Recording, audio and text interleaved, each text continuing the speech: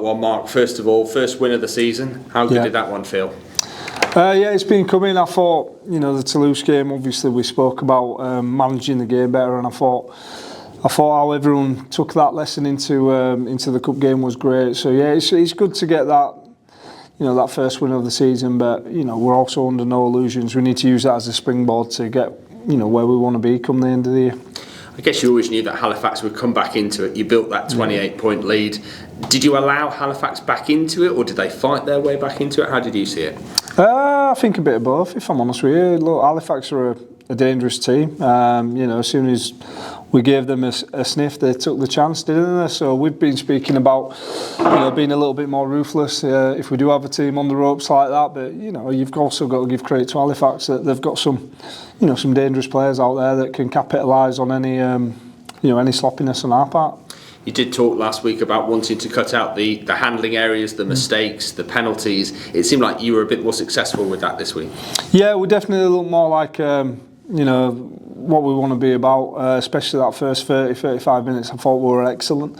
I thought that second half probably won the game 4 or 5 times over, which we need to fix that up. Of course, Halifax, they'll have 2 or 3 bodies due back in.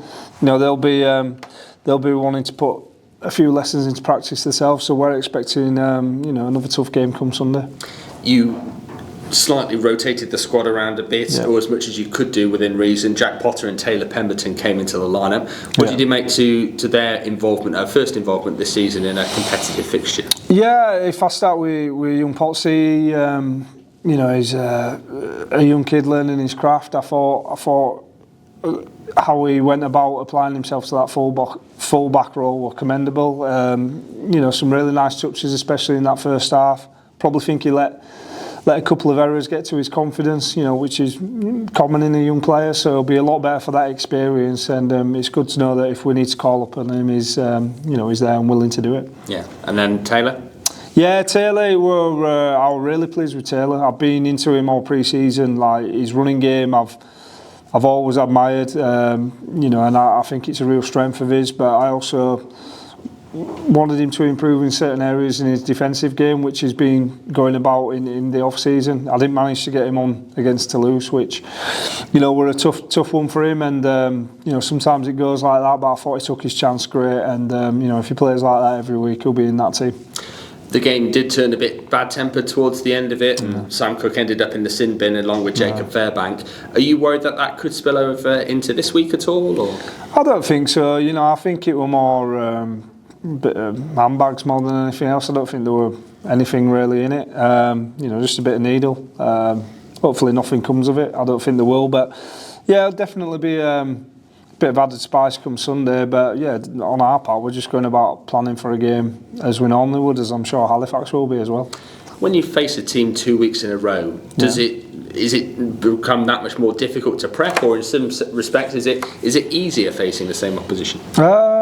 Good question. Pretty neutral either way.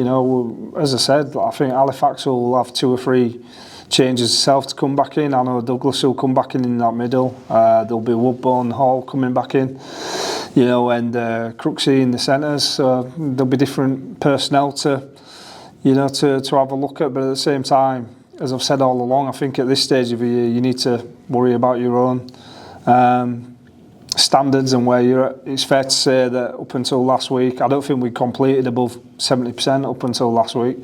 I don't think we'd had a penalty count in under double digits since last week. So, you've got to make sure your own standards are where they need to be before you start fretting too much about, what the opposition's going to throw you. In terms of the way that they approach the game, do you think it'll be any different from what they try to exploit with you, having already seen you in anger last week? Or?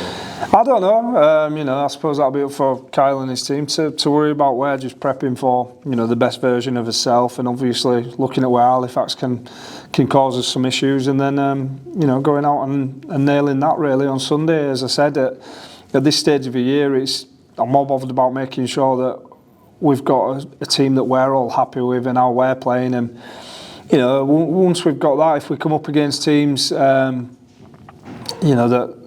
we feel we're playing as best against, then you can start looking at the opposition a bit more in detail. But I think at this moment in time, we're nowhere near where we want to be as a team. So we'll just keep on focusing on that and looking at, where we need to improve first and foremost.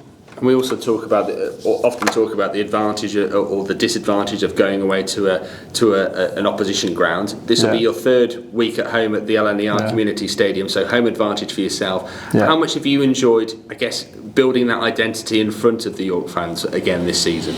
Yeah, I think it's a great stadium to play at, and I think the York fans are the best in the league, in terms of noise generated. I think the atmosphere on Sunday were great. I thought they did a fantastic job against Toulouse as well. So hopefully we'll get the same again on Sunday. And it's just good to play in front of your home fans, and they go through them blows with you, don't they? Them good wins and them tough losses. So we're under no illusions. We need to put in another good performance on Sunday, and we're expecting a very fierce battle against Halifax. So looking at your team news, no Will Dagger for last week. Is he an option for this week? We don't know yet. Unsure at this moment in time. It could be young Potsy at full-back again, so we'll see on that one. Is that something that could hamper him long term? Are you able to go into any more detail about the injury? No, I don't think so. It's nothing too major, but I think we'll be pretty much as we were last week, so it should be the same again for us, yeah. Joe Brown as well with his hip injury, is he any further forward? No, I think it'll be a week too early for him, so I think we'll pretty much be what you saw on the weekend. Yeah. And in terms of that at the weekend, Mitch Clark made his debut coming off the bench, a first hit out for him. What did you make to his performance?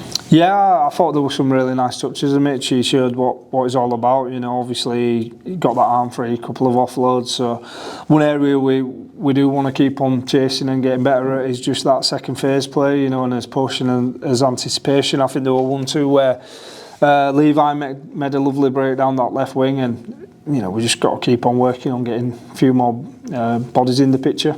But some good signs. You mentioned Levi Edwards there playing on the wing, also Kieran Buchanan playing on the wing as well. Both playing out of position, seem to do a good job. Yeah, listen, they've been putting their hands up every single week, and we'll back as players as a squad 100%. They've put their hands up to play in a position that's not their own, and as long as they go about the business at 100%, they'll have my full backing and blessing to carry on doing so. Spoke last week about Bailey Antrobus and his return to play and how he was starting to go through a bit more of the sort of day-to-day training. How's he kind of coming along? Yeah, he's done the darkest part. That first 2-3 months, shall we say, after an ACL, you're by yourself, making sure you can get back running and that. Now he's back running and we can get him in and around the team. He's getting there. It's a credit to how just Bailey in general as a person. He's such a positive person, and how he's attacked that rehab, I admire. Obviously we had him on water on Sunday. He were asking for a smaller water top, so his biceps look bigger. So he seems to be in pretty as normal. And Akumatai as well. I seem to ask about him every week, but are we any further along with the issues there? A week further along in terms of I can't give you a definite answer when it'll all be sorted. But the main thing is with Akuma that he's in and around the lads. He's feeling supported, and when all the red tape as such has been sorted, we'll be able to update you a bit further on that. I just wanted to ask as well, Jed Corcoran moving away from the squad last week, and that all kind of broke sort of around midweek. You're actively looking for a replacement assistant coach. Are you any further along with that recruitment process? Do you see it taking a week or a few weeks here? I think it's indefinite. I'm not going to jump into just getting anyone in. I've probably had my fingers burned doing that before. So if someone comes in that I feel is going to add value to the squad, to York and to me, then there's obviously the scope there to get someone in. But at the same time, we're not just going to pull the trigger too early and get the wrong fit in. So we're actively looking. That could take a week, it could take all season. But the main thing is that we get someone that's right for the long-term future of York in terms of obviously assisting myself and the team and adding some form of input that's going to be of benefit to the team as well. What are you looking for in terms of someone to complement what you already bring to the team? I like people that have difference in opinion, that will challenge you, obviously, but at the same time buy into the direction that we're going to go. I think they've got to be a good person first and foremost, with good values, aligned with the York values. And as I said, it's always harder when you're looking for people, obviously depending on if you're full-time, if you're part-time, because you've got to remember a lot of coaches too, if it's the profession, they're not going to jump out of full-time rugby and go into a part-time job as such. So there's a load of different constraints that can get in, but I think it's important too with your coaching team. I think every few years, if you're still in the job, it's good to refresh it just so there's new ideas coming in. And if you're doing your job right as an head coach too, then your assistants will naturally want to go on and become heads elsewhere themselves. So yeah, we're looking at people. There's people showing interest, but at the same time, as I said, we'll make sure it's someone that's right for the club. And in the meantime, do you lean on the experience of, Paul McShane has sort of come in with wanting to advance his kind of coaching career post-playing? Do you lean on someone like him and also bring him more into the conversation as well? Yeah, that's it. Look, Macca's was working with Jed with the middles, when they were both here. So Macca's just picked up on that. There's no issues there whatsoever. Macca's fitted in great guy, knows his rugby inside out as you'd expect. He's a real student of the game. So yeah, I've got no issues giving a little bit more responsibility to Macca whatsoever. He's like a pig in the good stuff, shall we say, when it comes to it all. And just a final one on the team. Jude Ferreira was the 18th man at the weekend. Does he also kind of come into the thoughts? Is he doing enough to push into that kind of 17 at the moment? Yeah, he's just going to have to be patient, Jude. I thought he came in and he was solid in that Toulouse game. He's working hard behind the scenes to keep on getting his fitness up and working on them touches that he's been challenged on. But I think the main thing with Jude is just keep doing what he's doing and wait for his opportunity to come.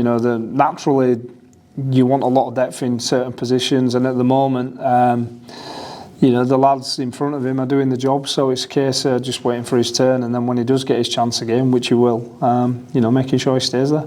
And we all know rugby's a game of momentum. How much would you like to start putting a run together here at the start of the season?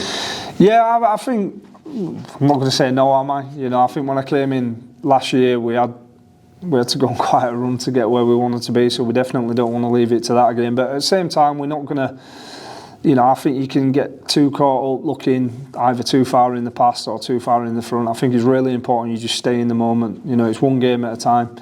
Naturally, as the season progresses after 5 or 10 games, you start to get a bit more of a picture where you are and where you need to be. But we could have won every single game, or be in our case, we've lost his first 2 league games. I think it's important you just keep a bit of objectivity about you. Look at everything that's there and make sure that you just focus on what's most important, which is putting in a good performance come the Sunday. Thank you. Cheers. So mostly covered what I was going to say anyway, to be honest. It was a pretty good comprehensive roundup of everything. Just on the coaches, obviously you said you're looking at some point time to add to that, but who exactly have you got assisting you at the moment then? What's the sort of full coaching lineup, as it were? In terms of skills coaches, there's myself, there's Paul McShane, and then there's Will Leet, who's Will's been at the club since my playing days here, so he's seen it all. So just give Will's been doing the back 5 since last year, so we just give him a little bit more responsibility in terms of the attacking stuff. He's been doing a cracking job, going to be a fantastic coach given time. So yeah, there's no immediate drama, shall we say, to get someone in, but it'd be good to get someone in to support Will, on that side of it, and then it just frees me up a little bit more just to carry on overseeing it as an head coach does. Yeah. Talking about Macca, how much involvement has he had in the coaching side of it so far since he's come in, and what particular areas?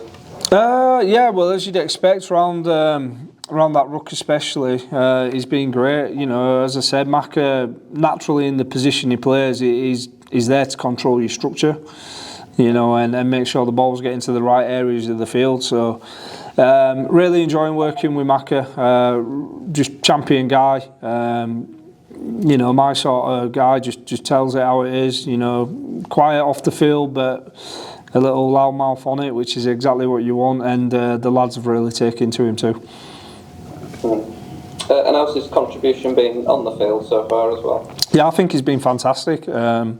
You know, he can still do a solid 80 if you need him. You know, as you saw on Sunday, we brought Taylor on so he can start giving Maka a spell, and also, you know, Maka can start mentoring him in terms of passing on some knowledge.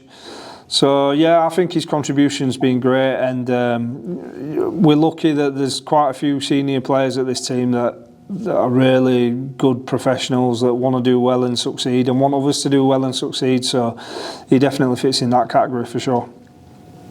You found he's coming at a pretty good level in terms of fitness and everything. Obviously, he's had a lot of time out the last year or two with injuries and whatnot. But I guess there's a big difference between being injured and not being fitter as you were. Yeah, he looks after himself. I mean, you can normally eyeball the player up, can't you, and tell whether they're looking in half decent nick or not. He still trains really hard. You know, he's always out on field doing his extras.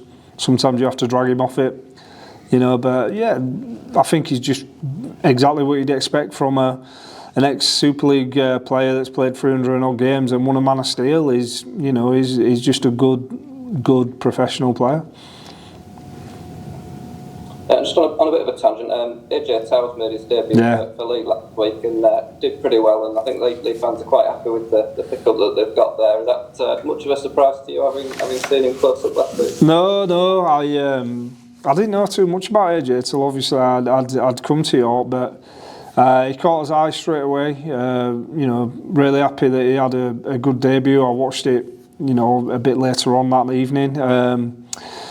Yeah, I think we saw what AJ could do. I remember a game against Widnes away at the back end of last year where he had a real good game. He had to be patient actually because he was just coming back from injury when I first came to the club. So he had to bide his time to get his chance, but when he took his chance, I thought he was excellent, yeah. So whenever I've seen him, it looks like he's got so much potential. You know, he's still really young to say he's been playing for 4 or 5 years now, isn't he? Professional already at a good level at York in a good team. You know, he could go a long way from here, you would think. Yeah, he's got all the attributes to be a top level player. He's very athletic. You know, you can tell that just by looking at him. But he's got a good head on his shoulders too. Good family around him, and you know, I'm sure he'll really progress. And he's got everyone's best wishes at York. That, you know, we'll be watching him in Super League this year and hoping that, you know, he kicks on how we all know he can. Hi Mark, just a couple from me. Yep. First of all, obviously the prospect of playing an opponent back to back, what sort of lessons do you have to take from that first match with Halifax so you can take into this next one? Well, like both teams, will be looking at what they've done well, where they can, you know, where they've let themselves down, where they can fix up. So there's your first lessons. Obviously there'll be a bit of personnel change for Halifax, so we'll probably have a look at that and see if there's anything we need to be aware of there. But mainly it's just focusing on your own standard and making sure that it's not just that yo-yo team that's up one week and down the other. We'll be just looking at getting a certain level of consistency about us and making sure that, you know, we hit his own standards, because, you know, we've got high standards here. It's fair to say that you know, there's been a couple of times where we've not hit them. Sunday were a bit more like us, but I still think there's a lot of room for improvement. The lads still think there's a lot of room for improvement, so we'll be going after them. And we've just your youngster Harvey Reynolds playing the second row. Yeah. He had a pretty promising performance. He's sort of, you know, getting that experience and playing in these good big competitions despite his young age as well. Yeah, Harvey, I think he's got a great future in the game. He's a quiet lad off the field, but I thought he had a really good game on Sunday, and yeah, I'm looking forward to seeing him develop for the foreseeable future as well. Just a bit on your team news. Connor Fitzsimmons, how was he sort of dealing with that little ankle niggle that he got? Yeah, it's one of them. It's probably 50-50 whoever will come back in on Sunday. I'll be honest with you, I'm pretty sure we'll be exactly the same as what we were last week. So there'll be no surprises there. You know, if we do get Fitzy back, it'll be a bonus, but I don't think we will. I think it'll be after the, the bye week, and it'll be that week coming in then. And just on Miles Harrison as well, what's the current situation with him? Has he got an injury? Yeah, he's got a torn hamstring. So he did it right in the warm-up at the Oldham game and carried on playing because obviously we didn't have anyone else to go on the wing. So fair play to him there. But yeah, we're just currently going through his rehab. I think you still got another month or so to wait for Miles to be back fit yet. And last sort of thing from me, just on the current sort of the streaming of the home matches. Obviously, there's no Championship TV deal this season. Yeah. First of all, how sort of pleased are you that the club are able to do that? Because it allows the overseas fans, especially with the size of the game in other countries as well, it allows the overseas fans just to keep an eye on how the Knights do it. Yeah, I think it's a great touch. Obviously, when you're coaching, you don't really see all that, but I think in today's society, especially modern sport, I think every game should be accessible for everyone. I know that Sky's obviously done it with Super League, but I think the more clubs that pick this sort of thing up and just make the games accessible, the more interest there's going to be in the games. I just think we've got such a good product, such an entertaining game to watch, whether you're a purist or neutral or just a passive spectator. And I think the more people that take these sort of initiatives on and promote this great game, it can only be better for the league, can't it? And for yourself to bring added pressure, knowing that every single home game you have, you're going to be watched by people on seats. No, because I can't control it. You could put a million people in front of there. I'm not on that field, I'm just doing my job coaching. I can't control who watches, who does what. I just focus on the controllables, which is that. It's as I said, it's good for exposure in terms of the game as a whole for York and other clubs that do it. But yeah, in terms of added pressure on me, probably in the wrong job if I'm feeling pressure with how many people are watching whatever we're doing. Brilliant, thanks very much. No problems at all.